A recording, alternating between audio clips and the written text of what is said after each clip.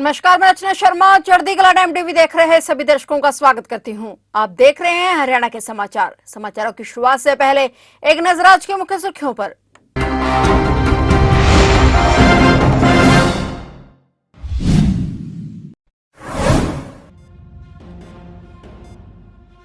पानीपत में मैराथन ने रचा इतिहास, दौड़े बच्चे, युवा, महिलाएं, बुजुर्ग और दिव्यांग। सीएम सैनी ने दिखाई हरी झंडी।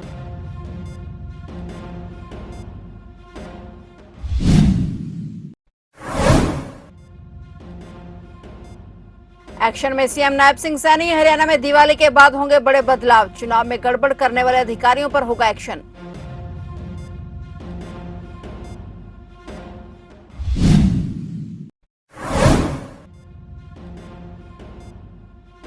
हरियाणा के अगले मुख्य सचिव होंगे विवेक जोशी। 1999 बैच के आईएएस अधिकारी को केंद्र ने किया रिलीव। प्रधानमंत्री मोदी के करीबी हैं विवेक जोशी।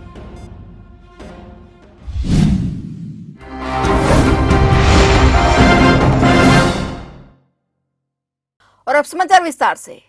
पानीपत के सेक्टर 13-17 के रोड मैप पर आज पानीपत मैराथन ने ऐतिहासिक रिकॉर्ड बनाया है। इसमें हजारों बुजुर्गों, बच्चों, महिलाओं और दिव्यांगों ने भाग लिया। मैराथन को मुख्यमंत्री नायब सिंह सैनी ने हरी झंडी दिखाकर रवाना किया। 3 वर्गों में मैराथन दौड़ हुई। इसमें 5, 10 और 21 किलोमीटर में धावकों ने दौड़ लगाई। इस दौरान दौड़ लगाने वाले विजेताओं को लाखों रुपए इनाम में देकर सम्मानित किया गया। सीएम सैनी के साथ मैराथन में मंत्री कृष्णलाल पंवार, महिपाल ढांडा, विधायक मनमोहन मरडाना और प्रमोद विज भी शामिल रहे। मैराथन कार्यक्रम स्थल पर बनाए गए स्टेज पर कलाकारों ने प्रस्तुति दी। इस मौके पर मुख्यमंत्री नायब सिंह सैनी ने कहा कि इस मैराथन का उद्देश्य है कि हमारा शरीर स्वस्थ रहे ताकि ये देश और प्रदेश विकास की एक गति से आगे बढ़ सके। मैराथन में हर प्रकार की नशे से मुक्ति के लिए प्रतिज्ञा ली गई है और युवाओं से आग्रह किया है कि हमारे अंदर खेल का नशा होना चाहिए, पढ़ाई का नशा होना चाहिए।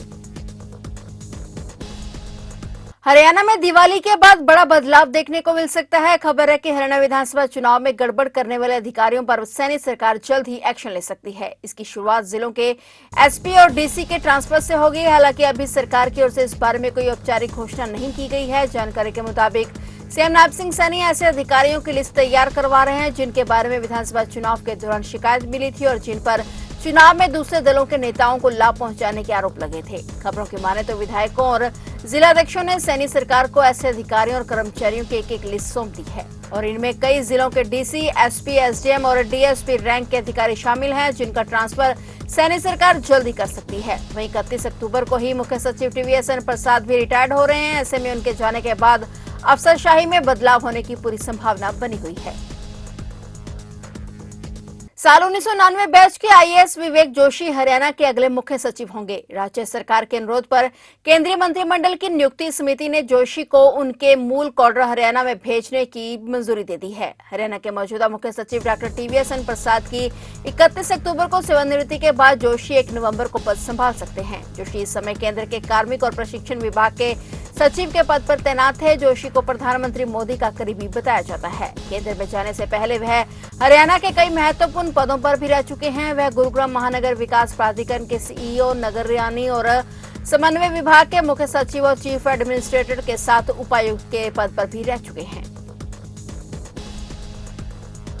हरियाणा के ऊर्जा, परिवहन एवं श्रम मंत्री अनिल विज ने अपने टी पॉइंट पर मशहूर रेसलर द ग्रेट खली के साथ चाय की चुस्कियां भरी। श्रम मंत्री अनिल विज ने दिल्ली में बढ़ रहे प्रदूषण को लेकर दिल्ली के मुख्यमंत्री आतिशी द्वारा हरियाणा की जिम्मेदार ठहराने पर कड़ी प्रतिक्रिया दी है। उन्होंने कहा कि इसके पहले वाले बयान लगाकर देखें तो कहा करते थे कि पंजाब से धुआं आ रहा है और उससे प्रदूषण हो रहा है। अब पंजाब में भी इनकी सरकार बन गई है, धुआं तो वैसे ही आ रहा है लेकिन अब ये पंजाब का नाम नहीं लेते हैं, अब ये हरियाणा का नाम ले रहे हैं। ऐसे ही यमुना जो प्रदूषित होती है उसका भी हरियाणा को दोष लगाते हैं। वहीं हरियाणा के पूर्व मुख्यमंत्री भूपेंद्र सिंह हुड्डा के बयान कि भाजपा का पूरी एमएसपी देना और वक्त पर खाद देने का वादा झूठा साबित हुआ पर पलटवार करते हुए कैबिनेट मंत्री अनिल विज ने कहा कि अब हुड्डा साहब जो चाह रहे थे वह नहीं हुआ। उन्होंने कहा कि कांग्रेस की सरकार बनी नहीं है, इसलिए वे बड़े हताश और निराश हैं।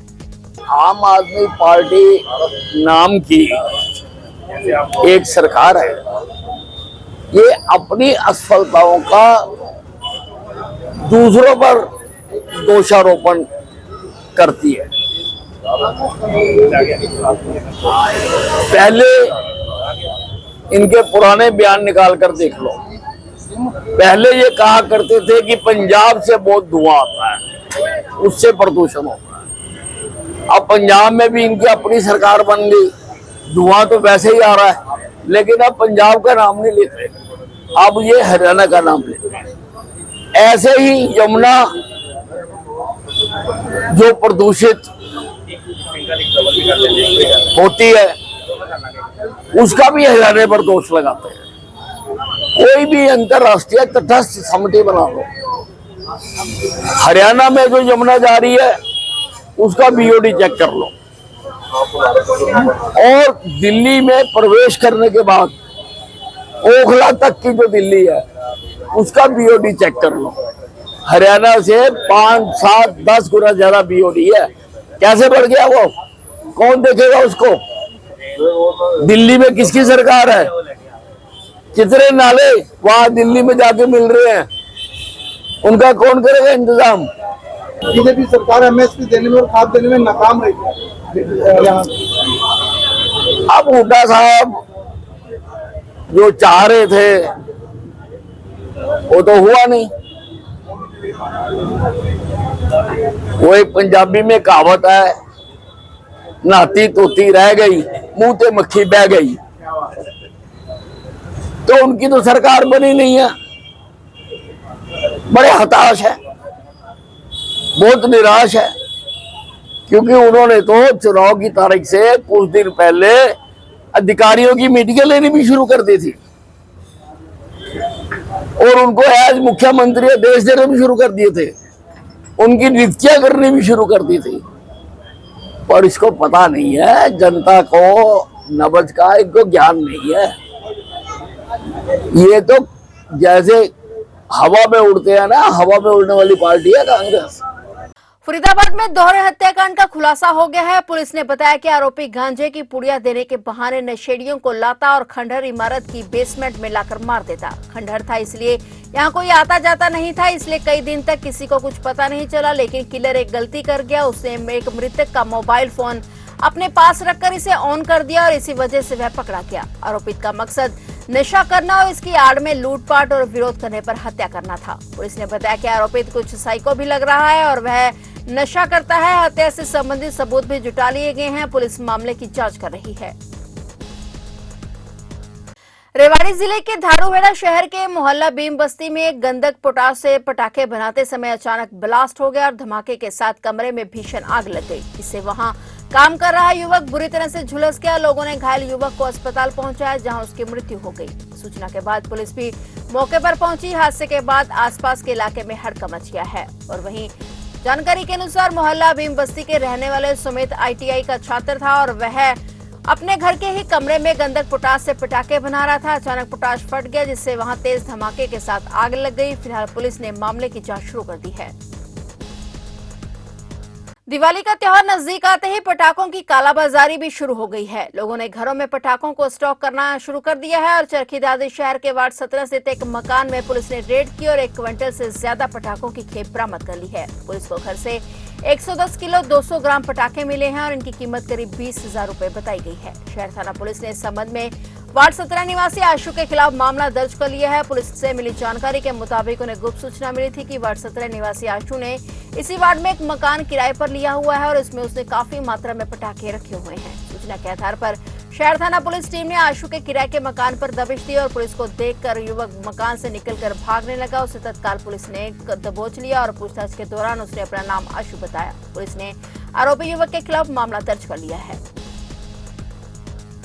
दीपावली को लेकर तैयारियां जोरों शोरों से चल रही हैं। त्योहारों पर किन्हीं परिस्थितियों में आग और दुर्घटना की स्थिति पर काबू के लिए अग्निशमन विभाग पूरी तरह से तैयार है, तो इधर स्वास्थ्य विभाग ने भी आपातकालीन स्थिति से निपटने के लिए अस्पताल में सभी आवश्यक सुविधाओं को दुरुस्त कर लिया है। आतिशबाजी से कोई दुर्घटना होने की स्थिति के लिए सिविल अस्पतालों में बने हुए बर्न वार्ड लगाए गए हैं और इसमें जरूरत के सभी सामान सहित बेड आरक्षित किए गए हैं। साथ ही ड्यूटी स्टाफ और डॉक्टरों को हाई अलर्ट मोड पर रखा हुआ है। दीपावली पर दिए की आग और पटाखों से घायल होने वाले लोगों के लिए जिले के सभी अस्पतालों में आवश्यक दवाइयों की खेप भी पहुंचा दी गई है। स्वास्थ्य विभाग के अधिकारियों के सीएमओ ने स्वास्थ्य संबंधी सभी तैयारियां पूरी करने के निर्देश दिए हैं और वहीं दीपावली के दिन एम्बुलेंस चालकों को भी छुट्टी नहीं मिलेगी। फिलहाल हरियाणा के समाचारों में इतना ही और नए समाचारों के साथ फिर से हाजिर होंगे। तब तक के लिए देखते रहिए चढ़ती कला टाइम टीवी।